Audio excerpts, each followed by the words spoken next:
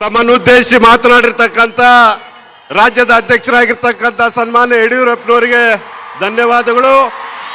ಈಗಾಗಲೇ ವೇದಿಕೆಗೆ ನರೇಂದ್ರ ಮೋದಿ ಅವರು ಆಗಮಿಸ್ತಾ ಇದ್ದಾರೆ. ಅವರನ್ನ ತಮ್ಮೆಲ್ಲರ ಪರವಾಗಿ ಸ್ವಾಗತವನ್ನ ಬಯಸ್ತಾ ಇದ್ದೇನೆ.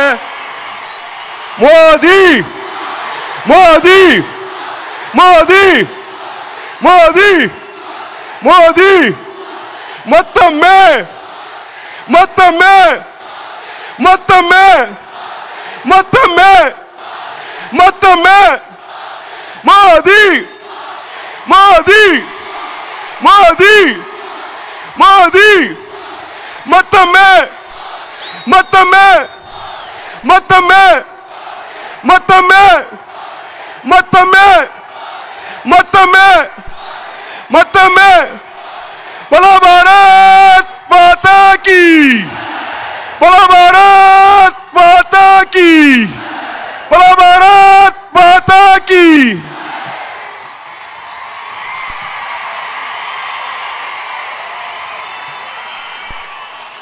मोदी मोदी मोदी मोदी मोदी बोलो भारत माता की.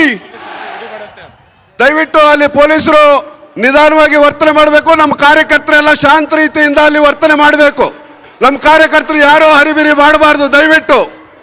ಈಗ ಸನ್ಮಾನ್ಯ ಪ್ರಧಾನಮಂತ್ರಿಗಳನ್ನ ಸ್ವಾಗತ ಮಾಡಲಿದ್ದಾರೆ ಈ ಭಾಗದ ಜನಪ್ರಿಯ ಶಾಸಕರಾಗಿರ್ತಕ್ಕಂಥ ಪರಣ್ಣ ಮನಳ್ಳಿ ಅವರು. बोलो भारत माता की, बोलो ಭಾರತ್ ಮಾತಾ ಕಿ. ಎಲ್ಲರಿಗೂ ನಮಸ್ಕಾರ. ಇವತ್ತು ನಮ್ಮ ಭಾಗದ ಜನರಿಗೆ ಒಂದು ವಿಶೇಷವಾದಂಥ ಐತಿಹಾಸಿಕ ದಿನ ಅಂತ ನಾನು ಭಾವಿಸ್ತಾ ಇದ್ದೀನಿ. ಸನ್ಮಾನ್ಯ ನಮ್ಮೆಲ್ಲರ ಹಿರಿಯ ನಾಯಕರು, ರಾಷ್ಟ್ರದ ನೆಚ್ಚಿನ ಪ್ರಧಾನಮಂತ್ರಿಗಳು ಅಂತ ಸನ್ಮಾನ್ಯ ನರೇಂದ್ರ ಮೋದಿಜಿಯವರು ಇವತ್ತು ನಮ್ಮ ಗಂಗಾವತಿಗೆ ಆಗಮಿಸ್ತಾ ಇದ್ದಾರೆ. ಆಗಮಿಸುವುದರ ಜೊತೆಗೆ ಇವತ್ತು ಅವರು ಅನೇಕ ಕಾರ್ಯಗಳನ್ನು ನೆಚ್ಚಿನ ಒಂದು ಸರ್ಜಿಕಲ್ ಹೀರೋ ಆಗಿ, ರಾಷ್ಟ್ರದ ಪ್ರಧಾನ ಸೇವಕರಾಗಿ, ಚೌಕಿದಾರರಾಗಿ ಆಗಮಿಸಿದಂಥ ಸನ್ಮಾನ್ಯ ಶ್ರೀ ನರೇಂದ್ರ ಮೋದಿಜಿ ಅವರಿಗೆ ನಮ್ಮ ಎಲ್ಲ ಜನರ ಪರವಾಗಿ ಹೃದಯಪೂರ್ವಕ ಸ್ವಾಗತವನ್ನು ಬಯಸ್ತಾ ಇದ್ದೇನೆ. ಜೊತೆಗೆ ಈ ಭಾಗದ ನಮ್ಮೆಲ್ಲರ ಹಿರಿಯರು, ರಾಜ್ಯದ ಮಾಜಿ ಮುಖ್ಯಮಂತ್ರಿಗಳು ಮತ್ತು ಜೊತೆಗೆ ಭಾರತೀಯ ಜನತಾ ಪಕ್ಷದ ರಾಜ್ಯ ಅಧ್ಯಕ್ಷರು ಆದಂಥ ಸನ್ಮಾನ್ಯ BS ಯಡಿಯೂರಪ್ಪನವ್ರಿಗೂ ಸಹಿತ ನಮ್ಮ ಎಲ್ಲ ಜನತೆಯ ಪರವಾಗಿ ಸ್ವಾಗತವನ್ನು ಬಯಸ್ತಾ ಇದ್ದೇನೆ.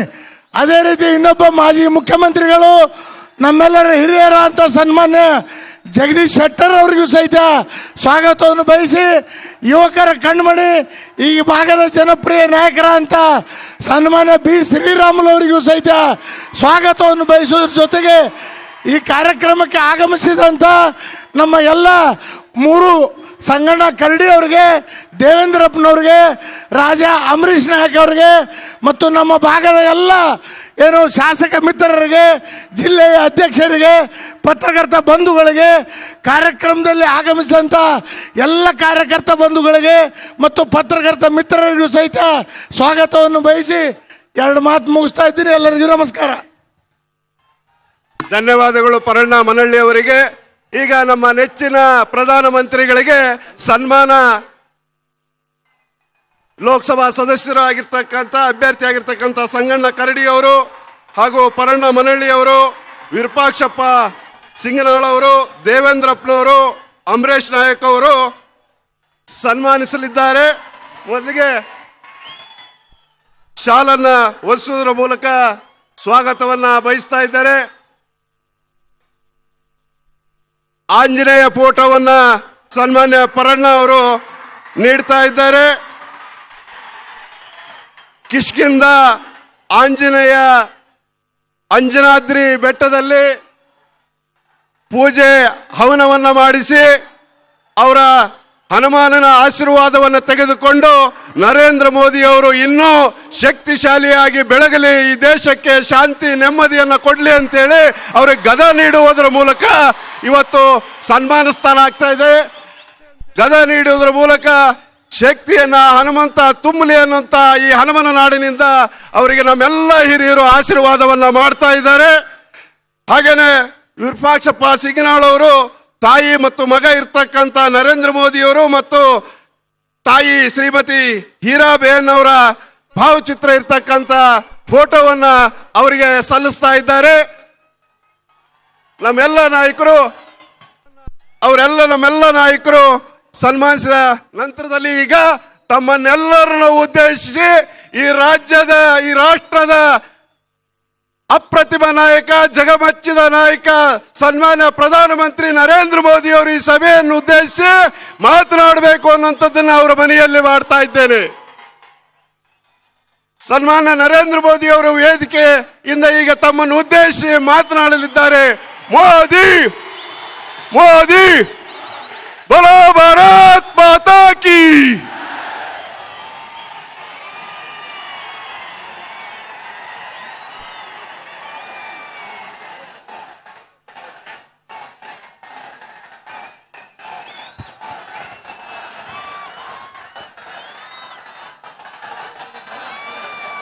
भारत माता की, भारत माता की। मंच पर विराजमान भारतीय जनता पार्टी के प्रदेश के अध्यक्ष श्रीमान येदियुरप्पा जी, भाई जगदीश शेट्टर जी, सभी वरिष्ठ नेतागण, सभी उम्मीदवार बंधु भगिनी, मंच पर उपस्थित सभी वरिष्ठ नेतागण और विशाल संख्या में पधारे हुए मेरे प्यारे भाइयों बहनों, ट्रांसलेशन नहीं, जरूरत नहीं सर, आपका भाषा लोगों को मना करने दो। ट्रांसलेशन जरूरत नहीं सर, आपका भाषा समझ में। मुझे बता रहे हैं कि ट्रांसलेशन की जरूरत नहीं है। बिल्कुल, अरे गजब का यार है आपका।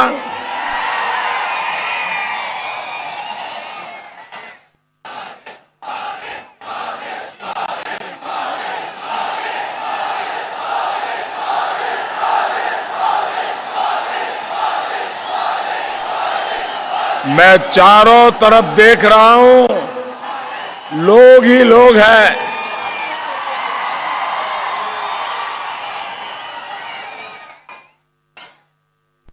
बंधु गलिगे नमस्कार गलो। पूज्य गवी सिद्धेश्वर स्वामी गला चरण गलिगे गवी मठदा चरण गलिगे गवी मठदा संत परंपरेगे भक्ति पूर्वक प्रणाम गलो। ಈ ಭೂಮಿಯಲ್ಲಿ ಜನಿಸಿದ್ದ ಎಲ್ಲ ಮಹಾತ್ಮರಿಗೆ ನನ್ನ ನಮನಗಳು। भाइयों बहनों, इतनी भयंकर गर्मी में आप हम सबको आशीर्वाद देने के लिए आए, मैं आपका बहुत बहुत आभारी हूं।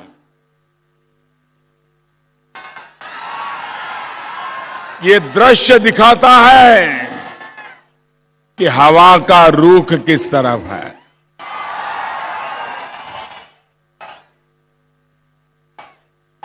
हिंदुस्तान में मुझे जहां जहां जाने का मौका मिला है,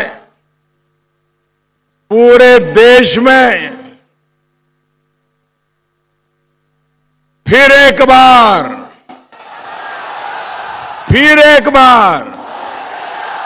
पूरे देश में जन जन की यही आवाज है।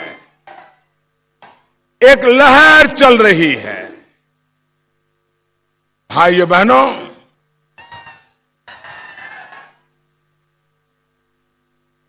मैं इस पूरे क्षेत्र के हर देवी देवता को नमन करता हूं। बंधु भगिनी, ये संयोगी है कि मुझे रामनवमी के पहले किष्किंधा के करीब आने का अवसर मिला। श्री राम सेवक हनुमान का सेवा भाव, सबरी का भक्ति भाव यहां के कण कण में है। इसी सेवा भाव से आपके इस प्रधान सेवक ने ही आप सभी की, देश की सेवा करने का एक नम्र प्रयास किया है। आपके भरपूर आशीर्वाद और सहयोग का परिणाम है कि आज जमीन से लेकर अंतरिक्ष तक भारत का डंका बज रहा है। अब मैं लोकसभा चुनाव के लिए आपका फिर से आशीर्वाद मांगने के लिए आया हूं। आशीर्वाद मिलेगा ना? यहां के सभी लोकसभा क्षेत्रों से मिलेगा, पूरे कर्नाटका से मिलेगा। मैं फिर एक बार आपका आभार व्यक्त करता हूं। मुझे बताया गया है इन दिनों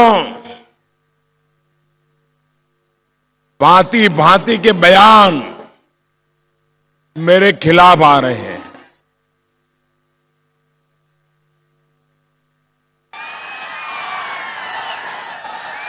आपका प्यार मेरी सर आंखों पर,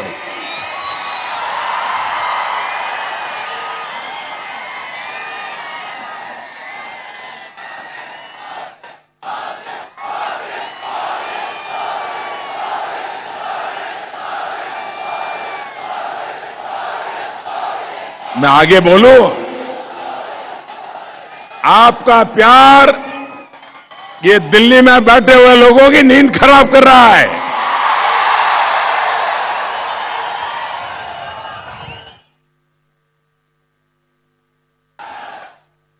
आजकल हताशा और निराशा में डूबे हमारे विरोधी दल के सभी नेता आजकल मोदी के खिलाफ अनाप शनाप बयानबाजी कर रहे हैं। मुझे बताया गया कि श्रीमान देवगौड़ा जी के बेटे ने कहा है कि केंद्र में दोस्तों जगह है नहीं, आप वहीं रुक जाइए। मेरी आपसे रिक्वेस्ट है, वहीं रुक जाइए। देखिए, ऐसा मत कीजिए। हम यहां के पुलिस को, सबको सहयोग करना चाहिए। हमने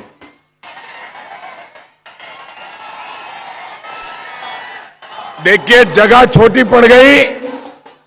मैं आपका प्यार, उत्साह समझ सकता हूं, लेकिन शांति बनाइए।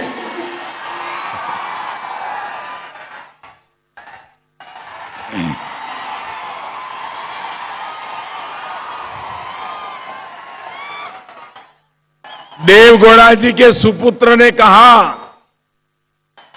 कि केंद्र में अगर फिर सरकार बन गई तो वे राजनीति से संन्यास ले लेंगे।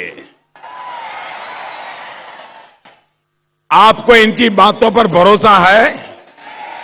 ये लोग कभी सच बोलते हैं? आपको याद है 2014 के चुनाव में स्वयं देवगौड़ा जी ने कहा था कि अगर मोदी जी जीत के आएंगे, मोदी जी पीएम बनेंगे तो मैं संन्यास ले लूंगा। उन्होंने लिया क्या संन्यास? पिताजी ने संन्यास लिया क्या? बेटा संन्यास लेगा क्या? अरे संन्यास की बात छोड़ो, परिवार में जितने बच्चे हैं सबको टिकट दे रहे हैं।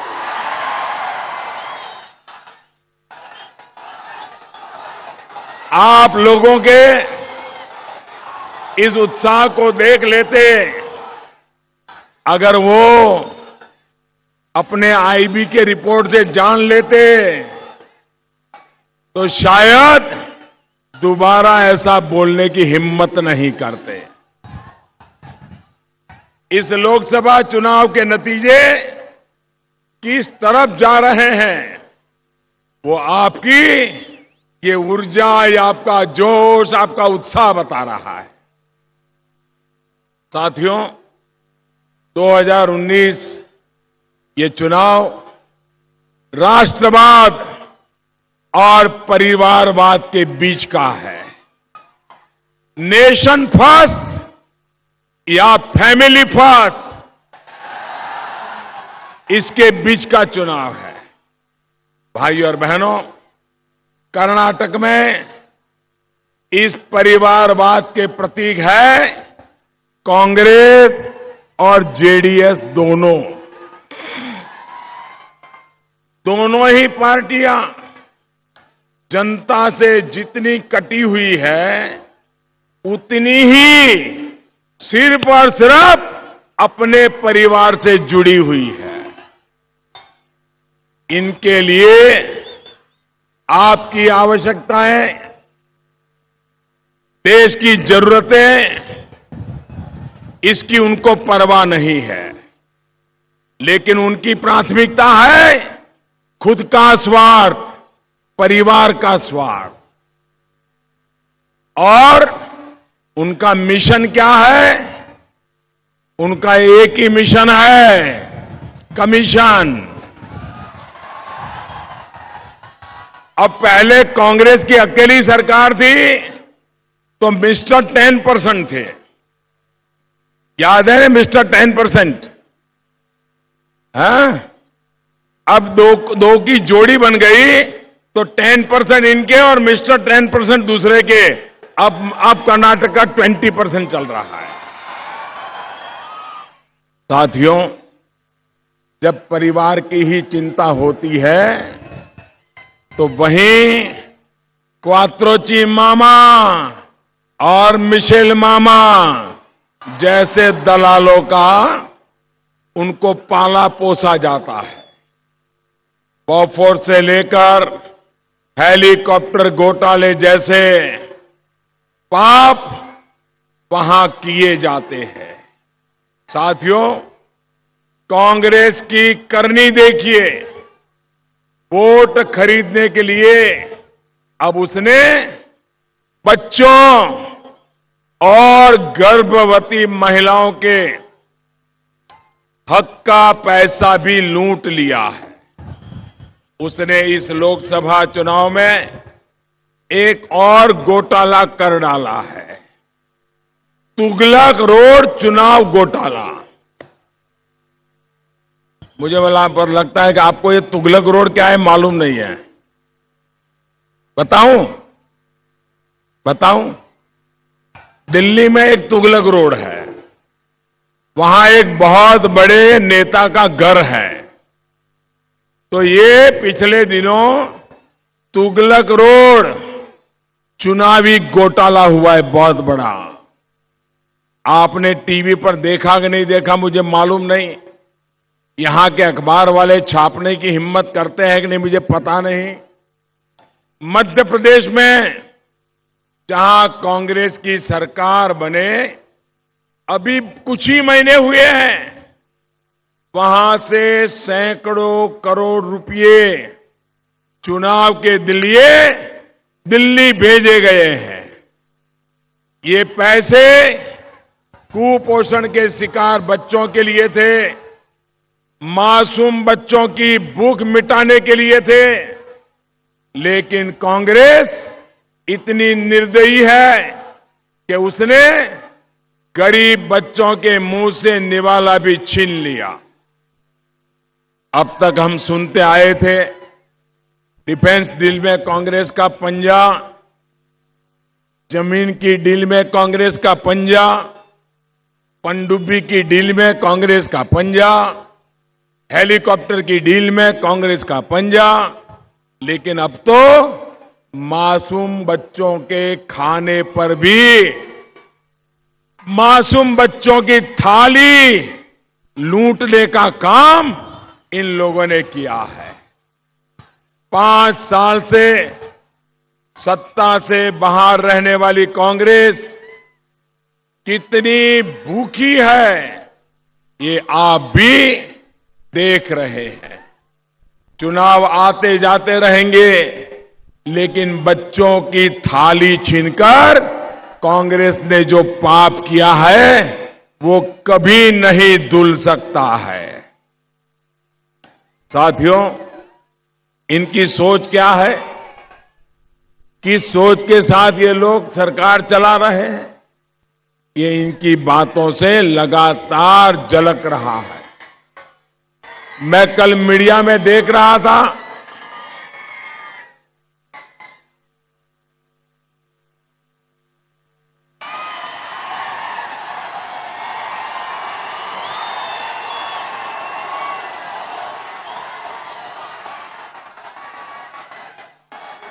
दोस्तों आपका प्यार मुझे मंजूर है, लेकिन मुझे बोलने देंगे तो मैं बोलूं, आप शांति रखोगे? बहुत बहुत धन्यवाद। यहां के सब नौजवान समझदार हैं।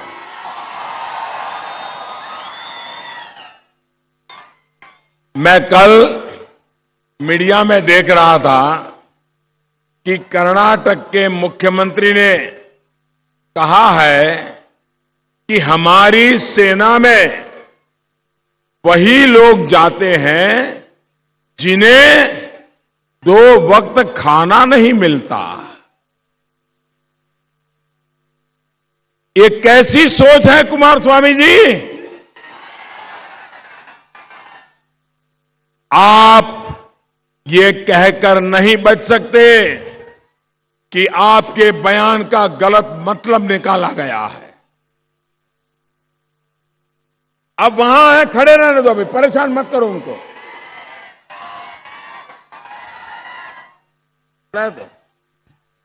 ನೋಡಿ, ಆ ಭಾಗದಲ್ಲಿ ದಯವಿಟ್ಟು ಯಾರು ಗಲಾಟೆ ಮಾಡಬಾರದು.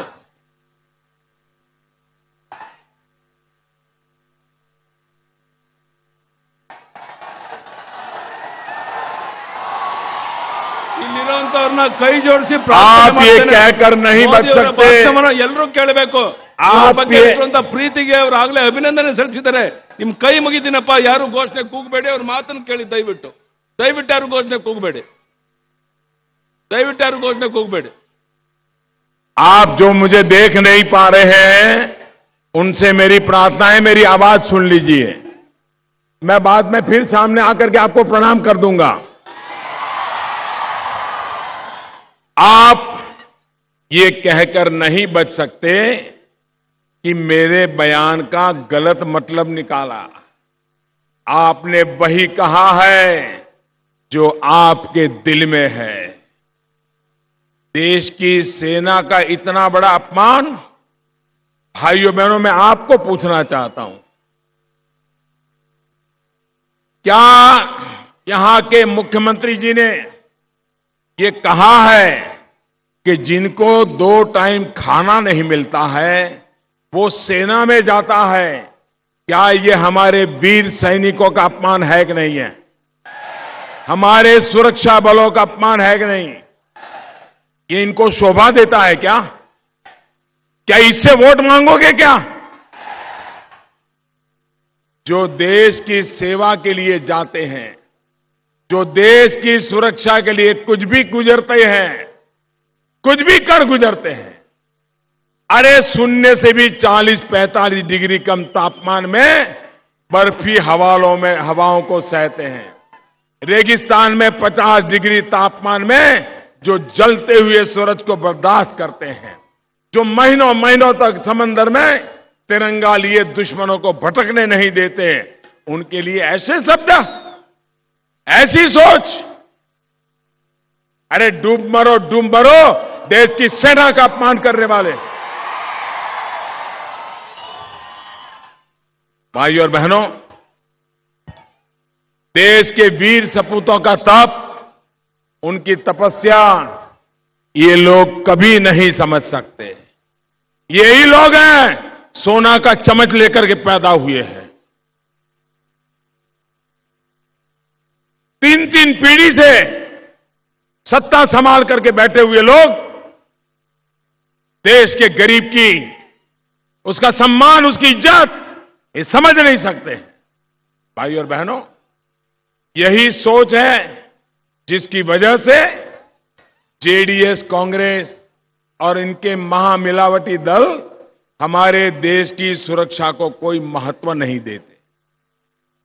यही सोच है जिसकी वजह से इनके हर रक्षा सौदे में कोई न कोई घोटाला होता रहा। यही सोच है जिसकी वजह से हमारे जवानों को ये खराब क्वालिटी के हथियार मुहैया कराते हैं। यही सोच है जिसकी वजह से हमारे वीरों को सीमा पर जरूरी सुविधाएं नहीं दी जाती। यही सोच है जिसकी वजह से बुलेट प्रूफ जैकेट तक देने में इन लोगों ने आनाकानी की। बरसों तक बुलेट प्रूफ जैकेट की मांग को ये लोग अनसुना करते रहे। भाई और बहनों, कांग्रेस और जेडीएस भी राष्ट्रवादियों के खिलाफ, राष्ट्र की रक्षा करने वालों के खिलाफ है। ये लोग भारत तेरे टुकड़े होंगे, ये जो नारा लगाते हैं, ये जो ख्वाब रखते हैं, इनके साथ खड़े रहने में उनको शर्म नहीं आती है। ये लोग जम्मू कश्मीर को भारत से अलग करने वालों के जो समर्थक हैं, उनके साथ खड़े हैं। इनके पास सुल्तान के उत्सव के लिए पैसा है, लेकिन हम्पी के गौरव को याद करने के लिए उनके पास पैसे कम पड़ते हैं। भाई और बहनों, सिर्फ और सिर्फ कुछ वोट जुटाने के लिए जो हमारे सपूतों के शौर्य का सबूत मांगते हैं, उनसे सावधान रहना जरूरी है। मोदी को नुकसान हो सिर्फ इसलिए पाकिस्तान के प्रोपेगेंडा को जो आगे बढ़ा रहे हैं, उनको सबक सिखाना जरूरी है। भाई और बहनों, भ्रष्टाचार और धोखाधड़ी की इनकी नीयत ही जिसको कर्नाटका का किसान भी भुगत रहा है। आज क्या कारण है कि कर्नाटका का ये बदखणजा पानी की बूंद के बीज के लिए तरस रहा है। तुंगभद्रा और अलामपट्टी जैसे बड़े डैम होने के बावजूद ये क्षेत्र इतना प्यासा क्यों है? 24 घंटे के भीतर सभी किसानों की कर्ज माफी का वायदा किया था। क्या हुआ उसका? साथियों, जो खुद वादा किया था वो तो पूरा नहीं किया। इस चौकीदार ने जो पीएम किसान योजना बनाई, उसका लाभ भी ये नहीं पहुंचाने दे रहे। देश में 3 करोड़ से अधिक किसान परिवारों के खाते में पहली किस्त पहुंच भी चुकी है, लेकिन यहां की सरकार किसानों के लिस्ट भेजने के लेकर भी इधर उधर करती रहती है। इसलिए अब की बार हमने एक बहुत बड़ा संकल्प लिया है। बीजेपी ने तय किया है कि 23 मई को जब फिर एक बार 23 मई को फिर एक बार 23 मई को जब फिर मोदी सरकार आएगी, तब कर्नाटका के सभी किसानों को इनके खाते में ये मदद पहुंचा दी जाएगी। इसका मतलब ये हुआ कि जिसके पास 5 एकड़ से ज्यादा जमीनें भी है, उसको भी अब इस योजना का लाभ मिलेगा। इसके साथ साथ देश के सभी छोटे किसानों को ये बड़ी महत्वपूर्ण बात है और हमारे येदियुरप्पा जी को बहुत खुशी होगी। देश के सभी किसान जो 60 वर्ष की आयु के बाद, उनकी उम्र 60 वर्ष पूरी हो गई है, अब किसानों को पेंशन देने की हमने वादा किया है। बंधु भगिनी, बीजेपी ने बीते 5 वर्षों में जिस तरह बिजली और स्वच्छता के लिए काम किया है, उसी तरह आने वाले 5 वर्षों में पानी के लिए काम करेंगे। अलग से जल शक्ति मंत्रालय बनाया जाएगा। देश की नदियों के पानी को जरूरत वालों क्षेत्रों में पहुंचाने का काम किया जाएगा। इसका लाभ इसी पूरे क्षेत्र को मिल पाएगा। यहां पहले से ही हजारों करोड़ के 5 बड़े सिंचाई प्रोजेक्ट केंद्र सरकार पूरे कर रही है। तुंगभद्रा की अविरल धारा को बनाए रखने के लिए भी हमारी सरकार गंभीर है। साथियों, खेती हो या फिर खेती से जुड़े उद्योग, बीजेपी हर काम तेजी से करेगी। यहां रेलवे और हाईवे से जुड़े अनेक प्रोजेक्ट पर पहले ही बहुत बेहतर काम हुआ है। आने वाले 5 वर्षों में इस क्षेत्र में स्वास्थ्य, शिक्षा और उद्योगों पर विशेष ध्यान दिया जाएगा। भाइयों और बहनों, सबको सुरक्षा, सबको समृद्धि और सबको सम्मान,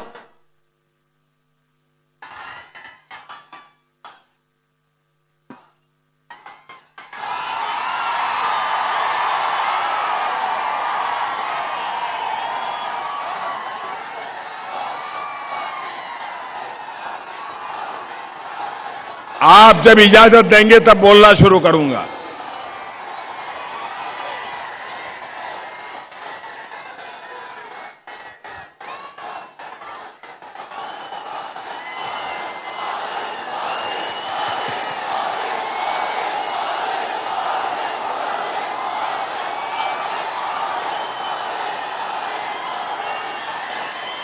भैया, आपका प्यार मेरे सर आंखों पर।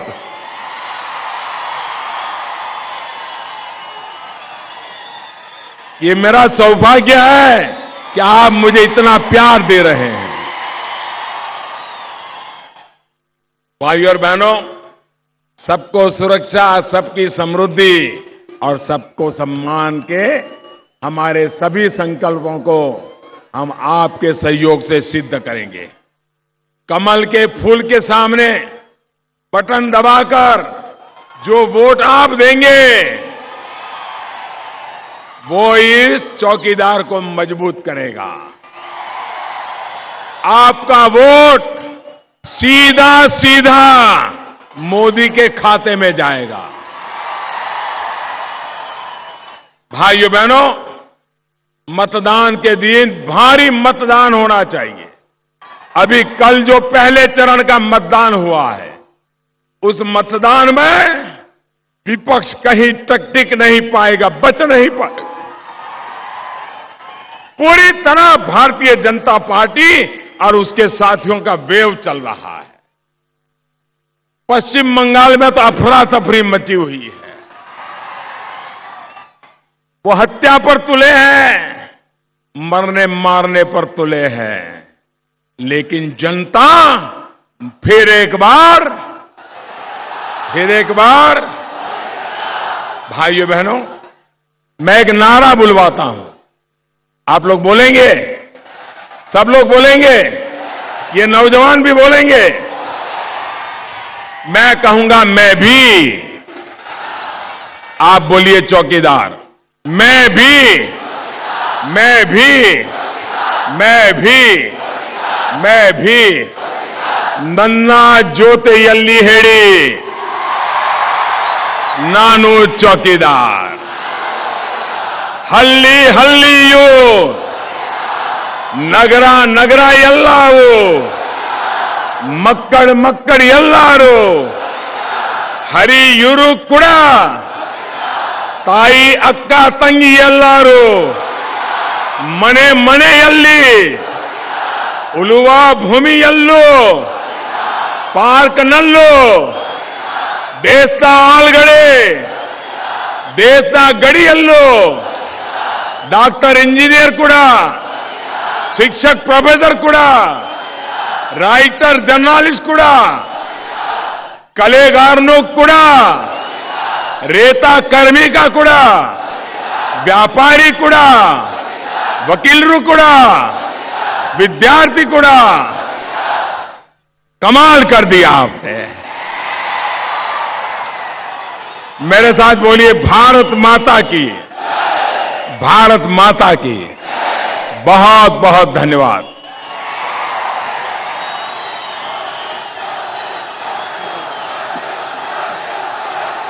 ಮತ್ತೊಮ್ಮೆ